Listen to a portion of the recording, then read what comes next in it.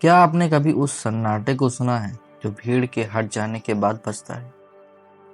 क्या आपने उस एकांत को महसूस किया है जब दुनिया से संवाद टूट जाता है? हाँ, वही एकांत, वही अकेलापन जहाँ हम स्वयं से मिलते हैं। अकेलापन कोई अभिशाप नहीं होता, यह तो एक अवसर होता है अपने भीतर झांकने का, अपने आप को समझने का। सबसे पहले अकेलेपन से भागना नहीं है, उसे अपनाना है। जैसे एक नदी अपने प्रवाह को स्वीकार करती है, वैसे ही हमें अपने एकांत को स्वीकार करना चाहिए। एकांत हमें अवसर देता है आत्मचिंतन का। जब हमारे पास कोई नहीं होता, तब हमारे भीतर की आवाज सबसे स्पष्ट सुनाई देती है।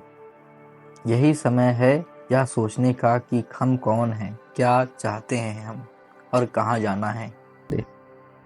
यदि आप एकांत में नहीं रहते तो अकेलापन आपको तोड़ सकता है, पर यदि आप अनुशासित होंगे तो यही अकेलापन आपको गढ़ सकता है।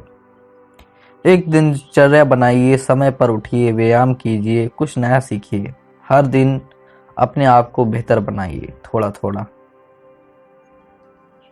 जब बाहर शोर ना हो तब भीतर का सृजनात्मकता बोलती है।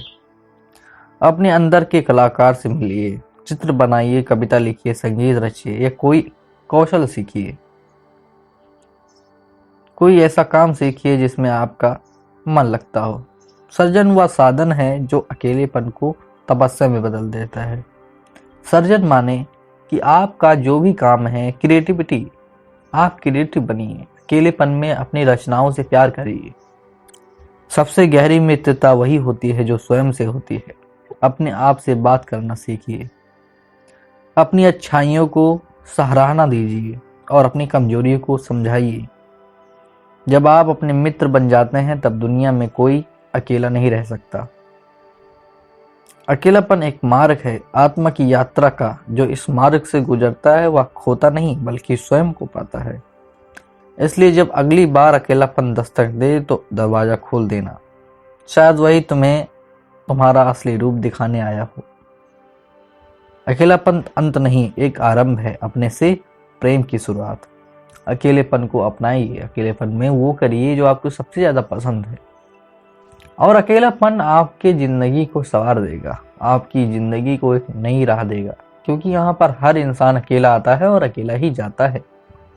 तब आपको ये स्वीकार करना ही होगा कि यह जिंदगी अकेलेपन की ही है। यह जीवन एक संघर्ष नहीं है, यह जीवन एक शुभ आरंभ है।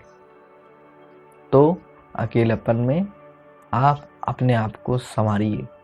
आज के लिए इतना ही। धन्यवाद।